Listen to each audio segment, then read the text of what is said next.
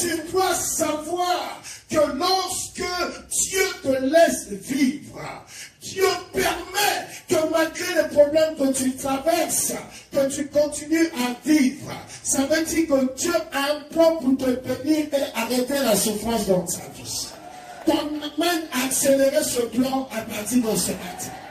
Et chaque année que Dieu te donne sur la terre, Dieu dans l'année te donne un jour, une semaine, où il a rendez-vous avec toi pour te donner de l'onction, pour te donner de la puissance. Dieu sait que tes défis de 2024 ne sont pas les mêmes que ceux de 2023. Dieu sait que les problèmes que tu as aujourd'hui en 2024, ce n'est pas les mêmes problèmes que tu avais dans l'année 2000. Ce n'est pas les mêmes problèmes que tu avais en 1990. Dieu le sait. Dieu sait que plus ta vie évolue, plus les défis changent. Et donc, par rapport à tous les combats et les défis qui se présentent devant toi, tu as besoin d'une nouvelle onction. Tu as besoin d'une puissance différente à la puissance qui t'a donné ton miracle l'année passée, afin que tu sois toujours dans la victoire et que tu continues à rendre témoignage. C'est pour ça que chaque année, Dieu te convoque dans sa présence, que tu viennes célébrer la Pentecôte pour recevoir la puissance qui règle tes problèmes d'aujourd'hui, pour recevoir l'onction qui te donne les victoires d'aujourd'hui, que ton amène libère l'onction dans ta faveur.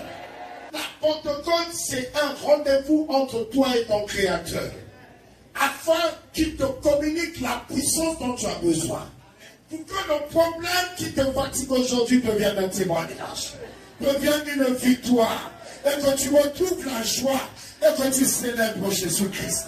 La Pentecôte est appelée la fête des semaines. Quelqu'un m'encourage, fête des semaines. Parce que la Pentecôte vient 7 semaines après la Pâque. Lorsque la Pâque s'achève, Dieu a besoin de 7 semaines, 49 jours pour ouvrir le ciel et donner la puissance dans ta vie.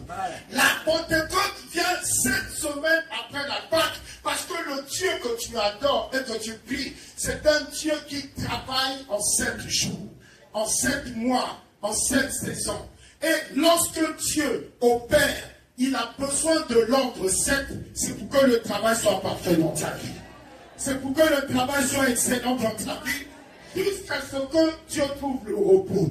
Et que toi aussi tu trouves le repos. Si la Pentecôte était venue la 5e semaine, tu aurais reçu une puissance qui te donne la victoire mais pas le repos.